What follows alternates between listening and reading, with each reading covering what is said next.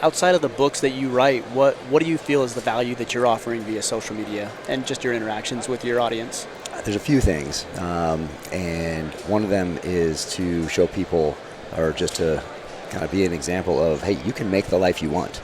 Like, you don't have to just look at something that you want to do or wish you could do and think to yourself, oh, but I can't get that. Right. How am I going to get it? I'm not going to get there. That's for somebody else. No, you have one ride on this planet. One. This is a one ride deal. And you get to decide, especially in this country. Yes. Not in every country, but in this We're country in particular, you get to choose your destiny. You get to make these decisions. You get to decide what you want to do with your life and how you're going to get there and what legacy you're going to leave behind. That is all 100% up to you, and it's all due to the people that gave us those options by what they sacrificed to create this country. Right. And so I think about that a lot. I talk to my kids about that a lot, and I think that the decisions that we make today in our lives should in some way, shape, or form you should at least pay homage and tribute to those people that died, that sacrificed, so that you can have the opportunity to choose your destiny. So there's a lot of irony in modern times with people that complain and bitch and moan and gripe about, whether it's soldiers or whether it's how this country came to be. It's like, it's really ironic that you'd be complaining about that and mocking that when you're the beneficiary of the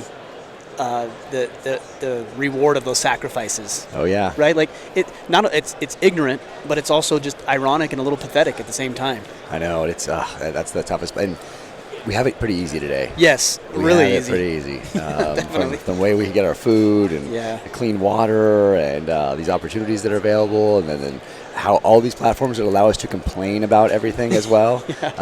So you can go through life like that. I mean, that's a choice as well. Sure. But you're not offering anybody anything of value. Right. By doing that. Well, and you just are. I mean, you've got to be a miserable human being. And even if you don't feel like you are, you're living an inferior life.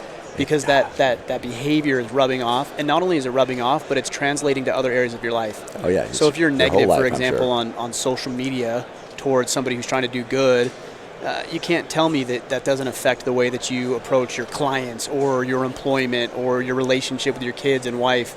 It's wasted bandwidth. For sure. That time could have been spent doing something positive, yes. And instead you chose to do something negative and tear somebody else down, or just it's crazy. But so in something when we talk about offering something of value, so I think that's it. It's just as the example to show hey, you can make the life you want because this is what I wanted to do since I was a little kid. And also, don't pay attention to those odds. Like, there'll be so many people that will tell you, let's pretend like you say you want to start a podcast, and people, I'm sure a couple were like, oh, he's going to start a podcast. Okay, here we go. Yeah. Right.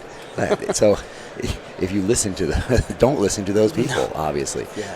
So never pay attention to the odds or the people that want to tell you the odds or how hard something is going to be. Just get out there and do it.